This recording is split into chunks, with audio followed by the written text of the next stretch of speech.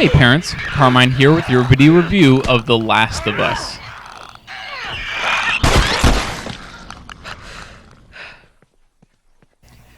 The idea of a post-apocalyptic world has become old hat in video games, especially when that world is a result of a zombie-like outbreak.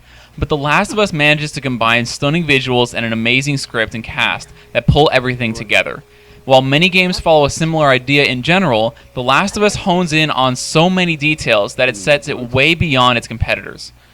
Everything from the personality of the characters, to the way they interact, to the way they react to their situation, to what they say to each other while they're just walking around or exploring, ties together with just the right amount of comic relief to make this game worth playing.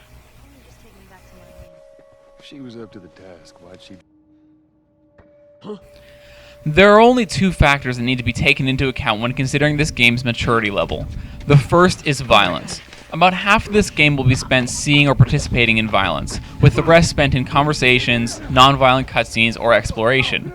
The violence in this game covers a very wide spectrum. Fist fighting, choking out enemies, hitting them with melee weapons, and other similar attacks will be a common method of dispatching enemies, since it requires no ammunition. Most of the time there is very little blood in these attacks. Less powerful firearms will have a similar effect, eliciting some amounts of blood but not much else. These types of attacks with these types of effects will represent most of what the player sees over the course of combat.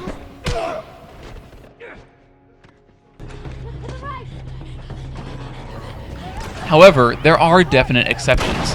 If the player uses a high-powered weapon against the enemy's head, especially against the infected, the enemy's head will be seriously damaged or completely blown off, with the accompanying blood and gore. While stomping on a human's head will not result in any blood, stomping on an infected's head will result in a smashed, gore-filled mess. There are also a number of times in cutscenes where enemies' heads are blown off, and in one case where an enemy is decapitated.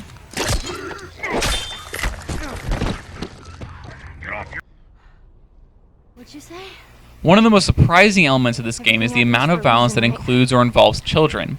Even though most games stay away from putting children in harm's way, The Last of Us has no such reservations. Since one of the main characters is a 14-year-old girl, she will be in combat just as much as the other characters.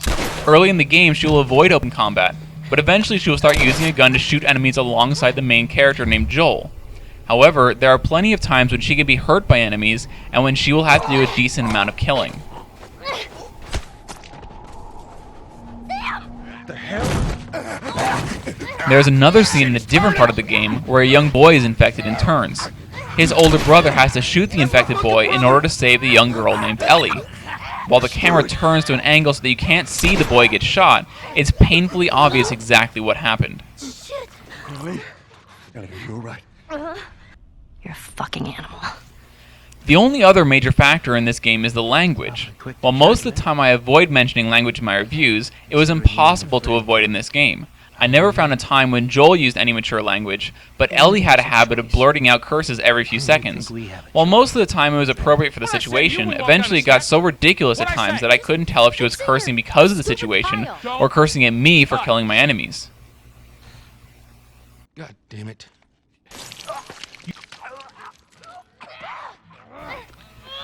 Because of the graphic violence, the language, and a few other factors, we gave this game a recommended age of 18 years old. For the full written review, including the extra categories, log on to SideStoryGames.com. Motherfucker!